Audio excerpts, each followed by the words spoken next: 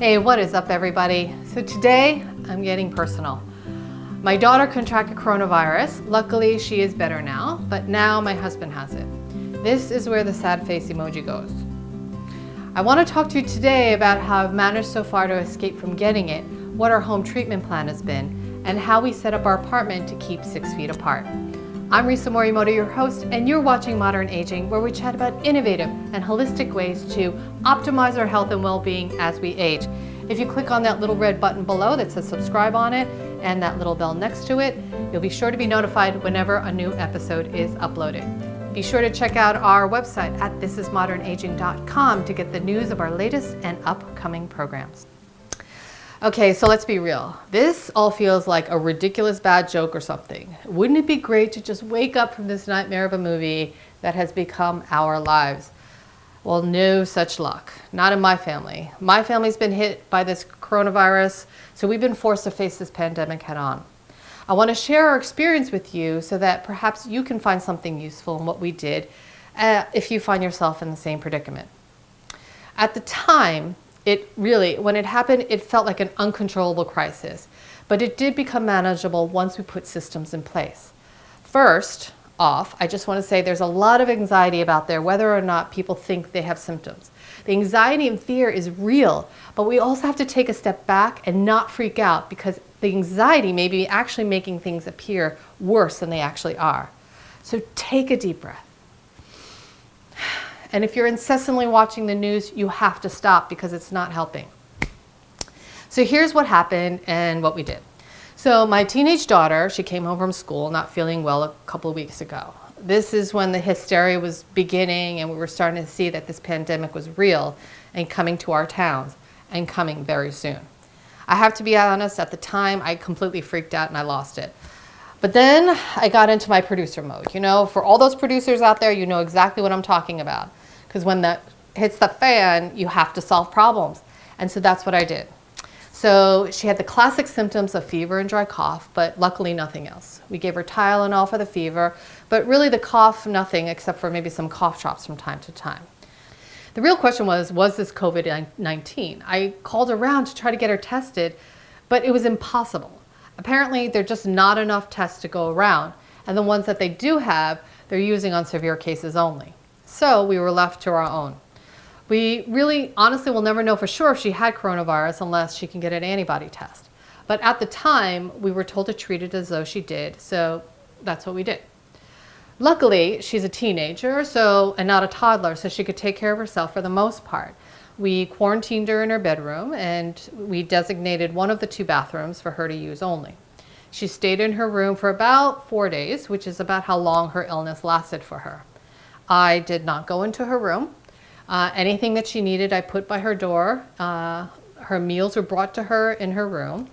I was the only person to touch the tray. I washed my hands like crazy. I wore a mask, and so did she if we had to interact at all. It was honestly very tough for her to stay in her room, of course. But then she got to set up her computer so she could watch Netflix, which normally we would not allow. But because we did, life became a little bit more bearable for her. Once she started feeling better, she was allowed to come out of her room as long as she was careful what she touched. She washed her hands a lot and she disinfected whatever she touched. She wore a face mask outside of her bedroom, as did I, when we would interact. We washed all her bedding and clothes. The CDC now says for those who have had symptoms and not tested for COVID-19 and now feeling better, there are 3 markers you should look out for to determine if they are still contagious. Number 1. They've had no fever for 72 hours. That is without the use of any medicine. Number 2, their symptoms have improved, like if they had a cough or a sore throat. And number 3, 7 days have passed since their symptoms first appeared. If you check off all 3, then the person is probably no longer contagious. My husband's case, unfortunately, has been a little bit different. His virus started with a cough, and then a few days in, he developed a fever with aches and pain. He's been taking Tylenol, but after a few days, his fever is still up and down and hasn't yet broken. He doesn't have much of an appetite, so I'm trying to get him to continue to drink liquids, which is super important to flush out the fever. Also, a neighbor, she just bought us some organic elderberry juice, so I started to give that to him. And I started to drink it too. Elderberries are known to have anti-inflammatory and antiviral properties, so it's really good for colds, flus, and allergies. I'll put a link in the description below if you want to check it out. Luckily, neither my daughter nor husband have had a sore throat, but it is something that I suffer from time to time. So I just wanted to suggest gargling with warm water, warm salt water actually, and then also taking zinc. Zinc you don't want to take on an empty stomach because it can upset it, but tea, fresh slices of ginger, lemon, honey, awesome, and it helps to soothe your throat. My husband is quarantined in his office and he has a little small bed in there. He's been there for almost a week now. I don't go into his room unless it's to bring him something. And if I do go in, I put on my mask, he puts on his, and I don't hang out there for more than 5 minutes. I've marked flatware and plates, bowls that are strictly for him. We don't share towels, bedding, or anything. The big challenge has been our dog Mimi. She loves my husband and wants to be near him all the time. So I put up a baby gate so she doesn't go into his room, but of course it's hard to do 100% of the time because I'll forget, or I'm in there talking to him and she'll sneak up behind me and jump on his bed. They say that the virus can live on your pet's fur, and whether or not that's 100% or not, I'm not sure, but it does make sense since this virus tends to like to live on surfaces. The other alternative, of course, is that the healthy people don't touch the pets, but that's crazy too. I mean, I put light blankets on our sleeping spots now, just in case, so that way I can wash the blanket and not the entire couch. I've also been giving Mimi baths, not happy about that at all. So I know that I need to get better at keeping that baby gate up. For now, we're taking it day by day. We definitely do not want to go into the hospital. It is a breeding ground for the virus. We are super lucky because the virus is not bad enough where we need hospital intervention. We are doing our best to create a system within our household to keep the healthy people healthy and bring the sick people back to health. And I think this is going to be very common.